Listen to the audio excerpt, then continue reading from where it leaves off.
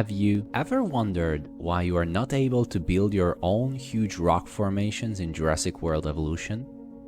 Hello everyone, it's Chumi here, and I'm going to show you in this video how I built a cliff in Jurassic World Evolution 2 for my aviary with a small waterfall for one of my favorite flying reptiles, the Dsungaripterus.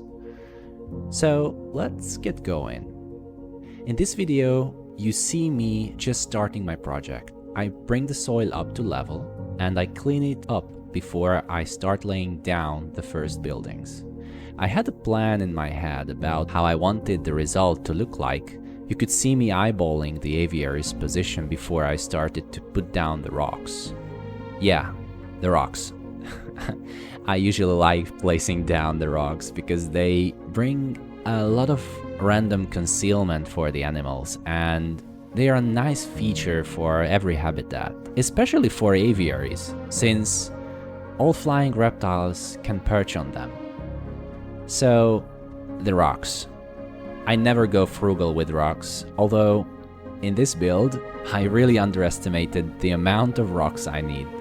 I cut a lot of scenes of the raw footage, but honestly, I had to go back at least 3 times to repopulate the lovely field with some additional rocks, because I just had only a few to build with. The first batch was literally only enough for the part of the wall. So, as you can see, this is what I'm building here, the wall. I had an idea to create the cliff as part of this steep slope. I had to clear out the woods first, and then I started to slowly build the rocks together. Well, to be frank with you guys here, this is a time-consuming process, even after you get used to how to handle the tools to build a cliff. So, yeah, by the way, the tool. You may have been wondering how I put down the rocks so close next to each other, and how I can merge them. Well, this tool is a mod. I have stopped using the vanilla tools for this build. I welcomed the new decorative solutions of the developers in the second Jurassic World game. They were a decent upgrade compared to the first one. I was using them often and curiously, however, the limitations of these tools were based on the poor hitbox mechanics. I was always a little bit frustrated when I saw how Frontier treated Planet Zoo in this regard. You could just go really creative in that other game, having so many modular options to build stuff and decorate your structures. Check out the description to see the mod I was using for this cliff. So the tool. The tool is using a combination of a lot of hotkeys and the mouse movement to rotate the objects that you can place down first. So you need to place down these objects first. After the game spawned the objects, you can use the tool to pick up the rock, the building, or whatever you wish to pick up, and place them in any position you wish to. So now, as you see me here live, I'm creating the little jump out section of this cliff.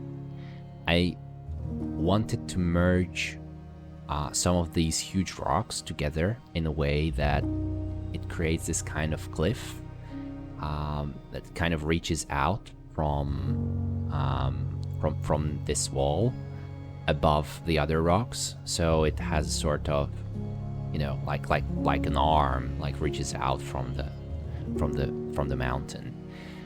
So I was using the rotation tool,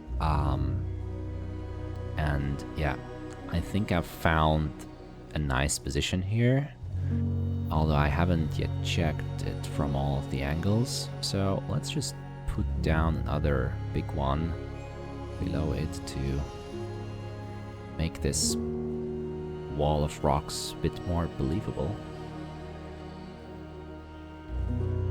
Yeah.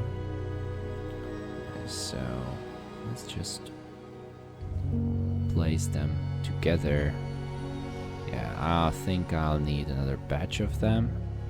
But now that I look, I don't really like the way it looks from this angle.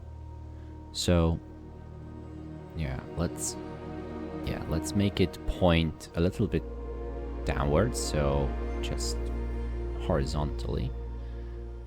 And then yeah, I think this is gonna look just much nicer. Yeah. Yes. From this position, yeah, I like it from all the angles. So what do you think? Like, put it in the comments.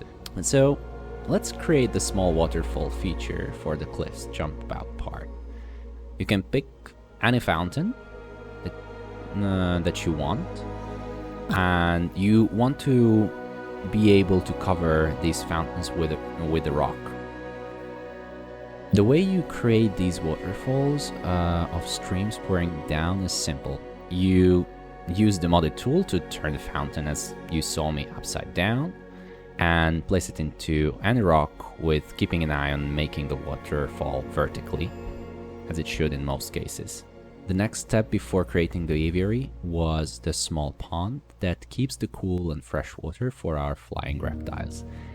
It was a little challenging to place water to the feet of the cliff, but eventually I managed to pull it off. Then, once I was ready with the lake, I could give my Dsungaripterus flock some fish to feed on. The rest was the usual building and constructing. I created the aviary sections, built a viewing gallery and an aviary hatchery. But I want to show you one next thing that you'll surely see me doing a lot more in other projects. I use the mod and play around with the vegetation as well. You can design habitats you have never thought you could. So let me just give you a short video about what was created.